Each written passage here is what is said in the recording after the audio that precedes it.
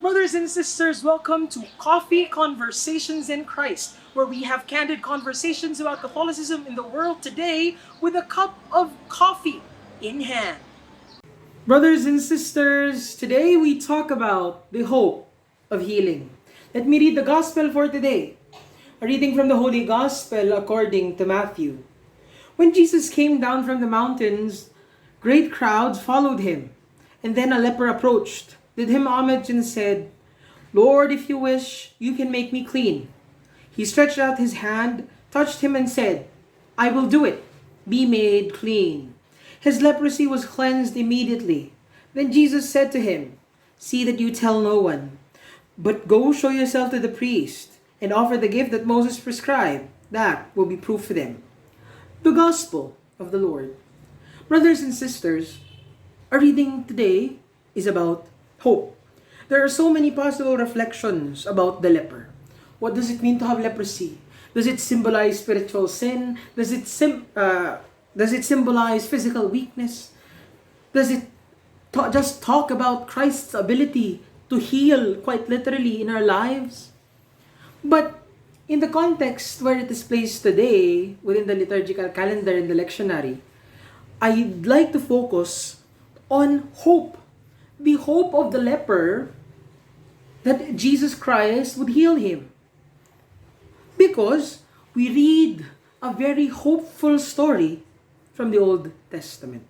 There is a formation of a covenant in the Old Testament. The first reading talks about the covenant of Abraham. The covenant of Abraham is his agreement with God that God would multiply the nation, would multiply the children of Abraham and fill all of the nations. That his descendants would be more than the stars in the heavens.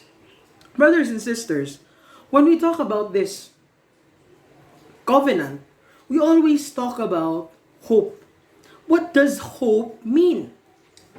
Hope means the knowledge of a coming gift, but a gift that you have not deserved. And yet, you earnestly believe that it will happen and act as if it is already with you.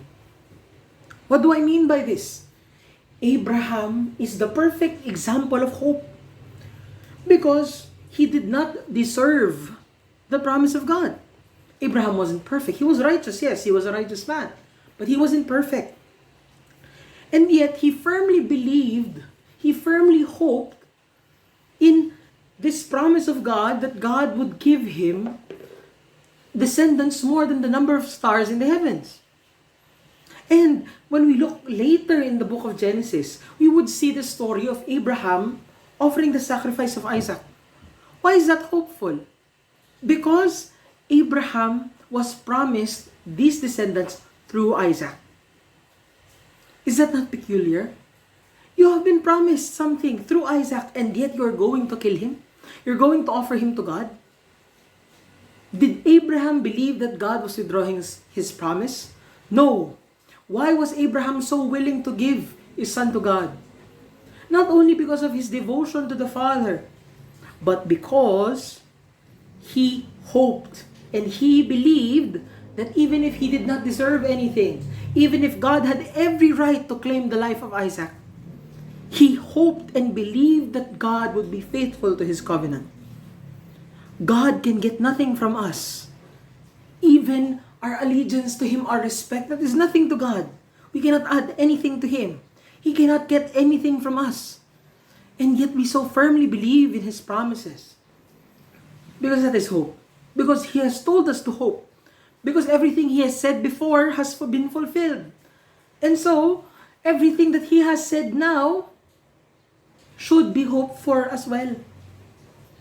Look at how the leper treats the healing of Jesus. He did not pay Jesus. He wasn't even a righteous follower of Jesus. He was just a leper, a part of the crowd, who said, "Lord, if you wish, you can make me clean." This wasn't a question. This wasn't something that he could demand. He had the knowledge that, "Lord, if you wish, you can make me clean." He was sure of it. And he went to Jesus because he hoped. Without deserving anything, he hoped. Hope is a beautiful thing. The definition I've used today is from Marcel's Phenomenology of Hope. And it is hope that always keeps us going. It is hope that orients us towards the giver. It is hope that lets us love the giver even more and lets us love the gift even if it has not been received. It creates a posture in our heart that makes us even more receptive to these gifts. Hope is not arrogant. The leper was not arrogant when he said, Lord, if you wish, you can make me clean. Because his wish, his hope was humble. He recognized that he did not deserve it. Because if we think we are entitled to a gift, it is no longer hope. It is an expectation. It is a demand. And if it is from a contract, it is no longer an expectation. It is no longer hope. Perhaps you could say it is trust. But it is trust in the sense that the only trust that we require when we build a contract. But when it is a covenant, like the covenant with Abraham, it is not just trust. It is filled with love. It is oriented towards giving. It is oriented towards a humble acceptance. It is oriented towards the proper reception, not of a bartered good, not of something bought and sold, but something that is truly a gift. And so God asks us to hope.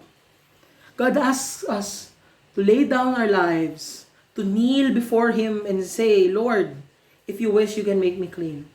Lord, if you wish to fill me with your grace, if you wish to give me what I desire, you can. You can let me do anything. And we are not demanding. But all we ask is, Lord, if you wish to give what is best for me, you can. And He will say, once our hearts are ready, once we have our hopeful hearts oriented towards Him, He will say, as He said in the Gospels, I will do it. Be made clean. I will do it. Receive my grace. Brothers and sisters, let us hope. Let us hope. Let us hope.